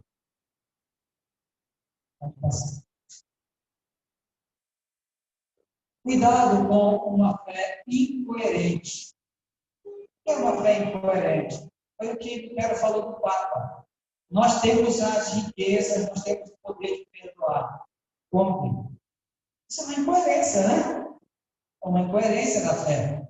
É uma incoerência. Ou seja, o certo era, por amor, pela graça que recebeu, pela misericórdia que teve, exercer a mesma graça que o apesar de que isso não é verdade. Ele não tinha poder de perdoar. Mas Lutero questiona isso nessa tese. Se o Papa ama e tem o poder de perdoar, por que ele não perdoa? Sem nenhum tipo de dano para os outros. Então, essa é a incoerência da fé cristã. A incoerência. E nós trazemos para a nossa realidade esse cuidado, muito cuidado com a incoerência. Eu creio numa coisa, mas eu vivo outra coisa.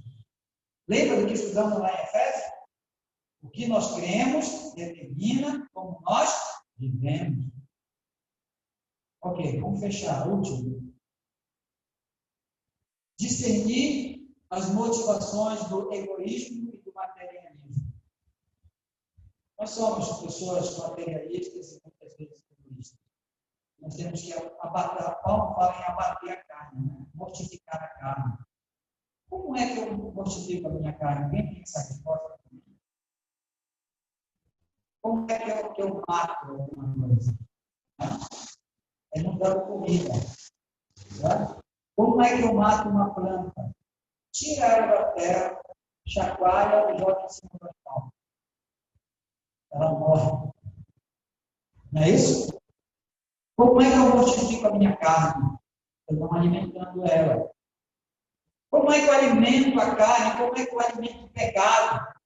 Através das coisas que eu vejo, através das coisas que eu ouço, através de relacionamentos de amizades, até mesmo de namoro, ou até mesmo de nível de trabalho. Essas coisas podem corromper. A Bíblia diz que as más conversações corrompem os bons costumes. E aí nós temos que olhar, tá? Se a minha motivação, como é que ela está? Quais são as influências da minha vida, da minha motivação material, egoísta? Eu preciso abater essa carne, abater esse coração pecaminoso. eu vou bater ele mortificando, tirando a comida dele, tirando a comida desse coração pecador, tirando a comida dessa carne pecadora, né? Porque eu preciso realmente fazer dessa forma. Tá? Então, a igreja daqueles dias era extremamente materialista, extremamente egoísta, e matou muitas pessoas. Bom, essas são algumas aplicações e nós vamos encerrar bem aqui nessa parte. À noite, eu espero ter um tempinho também legal para fechar. Não vou fechar, né? Tem muita coisa sobre a reforma protestante, mas a questão da importância da palavra na reforma protestante. E essas foram algumas das teses do tema. Que Deus nos ajude, que Deus nos guarde, que Deus nos guie. Como uma igreja reformada, uma igreja que tem sua base na palavra e uma fé coerente, que nos cremos com o que nós vivemos. Que Deus nos ajude assim. Amém.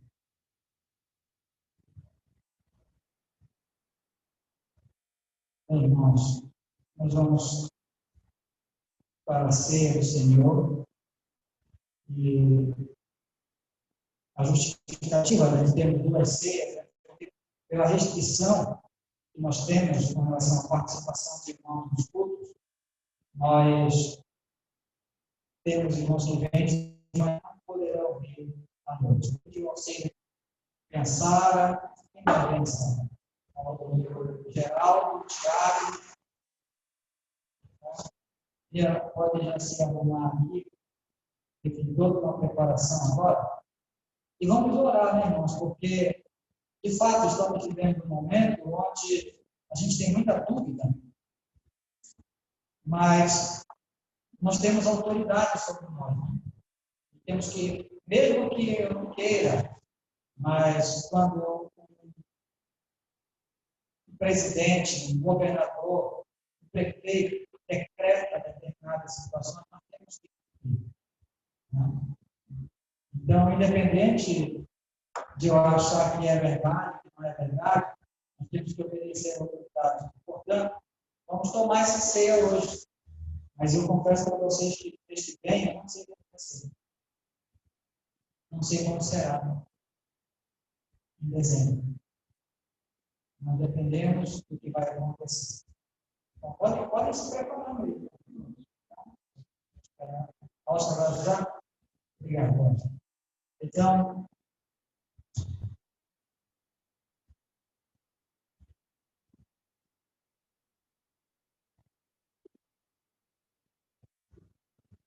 vou colocar a máscara aqui para eu ficar perto dos elementos. Passei. Eu vou fazer assim. Bom? Então, irmão, devemos orar. Orar pelo nosso governante, pela nossa autoridade, e para o que vai acontecer daqui para frente na vida da igreja que nós estamos fazendo. Né? Eu espero que seja daqui para melhor. Né? Temos vocês hoje aqui e não tomem muito poder de tomar mais uma. Mas eu dependo completamente das nossas autoridades. Certo?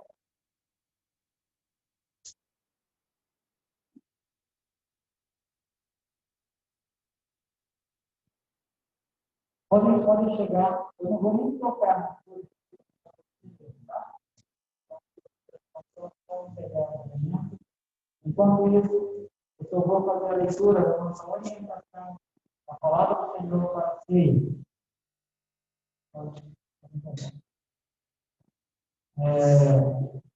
1 Coríntios. Porque eu recebi do Senhor, que também vos entreguei, do Senhor Jesus, na noite que foi saído como o pão, e tendo dado graças, partindo e disse: o Senhor fosse pedaço por vós, fazer isto em memória de mim. De semelhante modo, depois de haver ceado, como comentários fizemos, edificar-se a nova aliança do meu sangue, fazer isso todas as vezes que bebermos em memória de mim.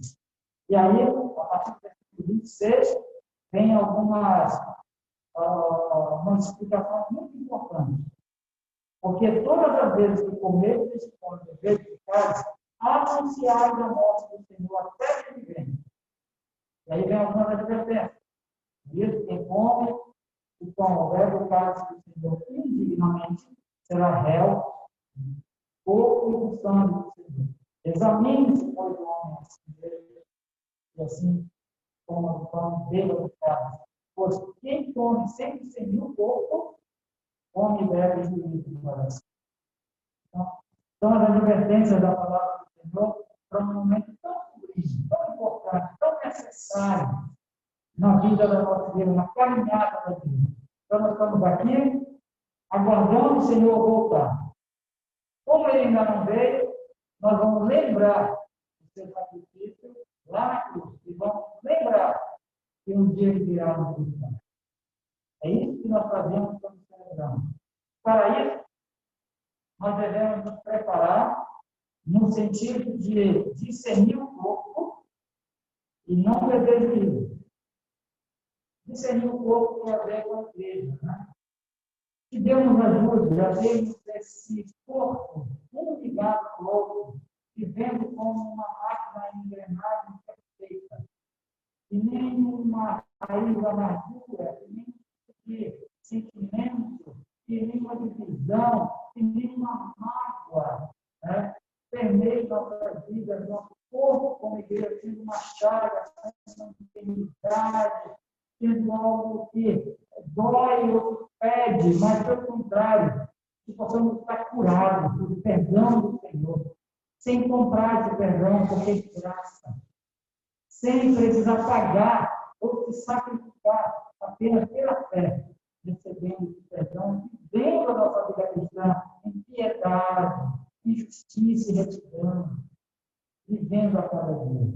Então, que Deus fortaleça a nossa fé, a nossa esperança nessa celebração, lembrando do seu sacrifício do passado, lembrando da sua promessa do futuro e propondo uma caminhada piedosa enquanto estivermos.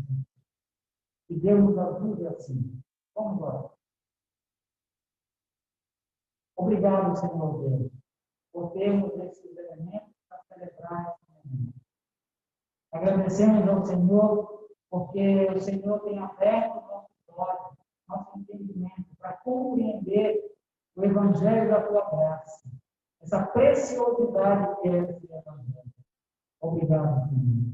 Obrigado por ter levantado homens e mulheres que dedicaram a própria vida para romper com a corrupção do pecado no meio da igreja.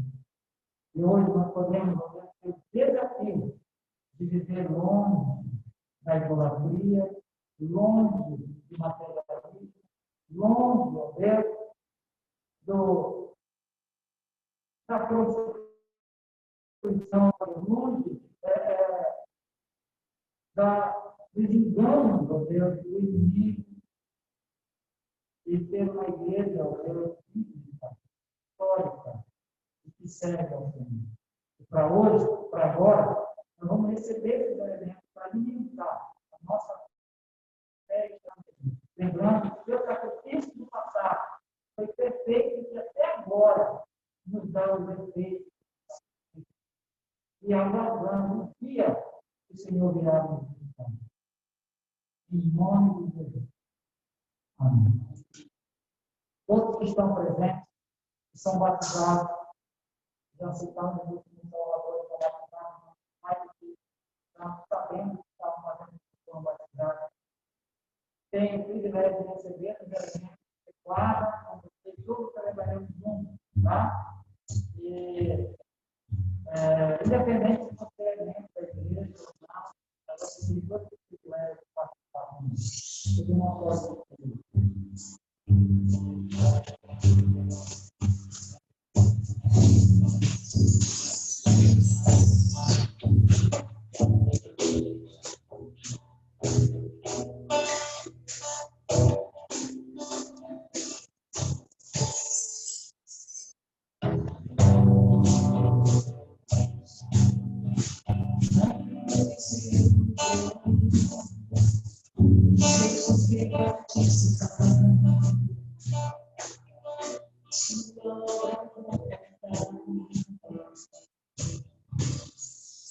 de São Paulo,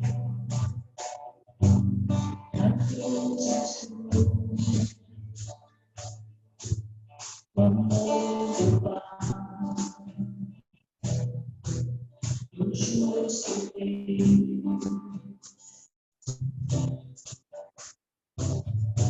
Deus.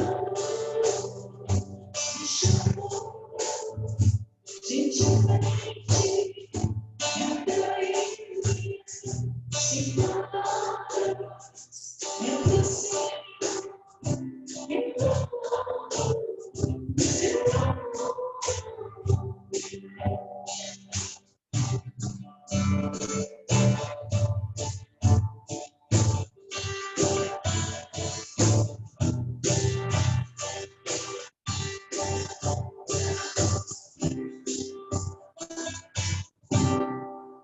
Felicidade, graça desse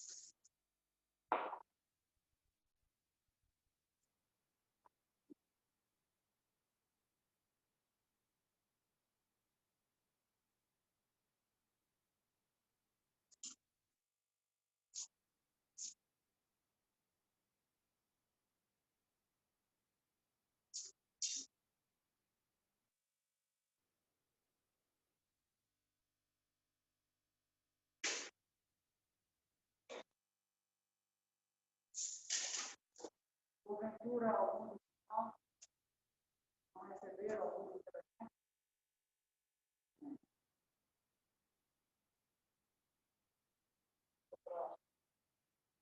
Depois de distribuir os elementos, eu vou falar mais rapidamente. O que eu recebi do Senhor, o Senhor Jesus, na noite que eu caí com pão, tendo dado graças, ele partiu e disse: "Este é meu corpo que é dado por vós, fazer isto em memória de mim." Por semelhante modo, depois de haver ceado, tomou também o cálice, dizendo: este cálice da nova aliança com o meu sangue. Fazer isto todas as vezes que beberdes, em memória de mim, alimentando nossa fé e esperança no Senhor, recordando nossa memória, o seu sacrifício, quanto vale hoje para nós, esperando o dia que Ele virá nos buscar, e mantendo para isso uma vida piedosa, todos juntos, celebrando.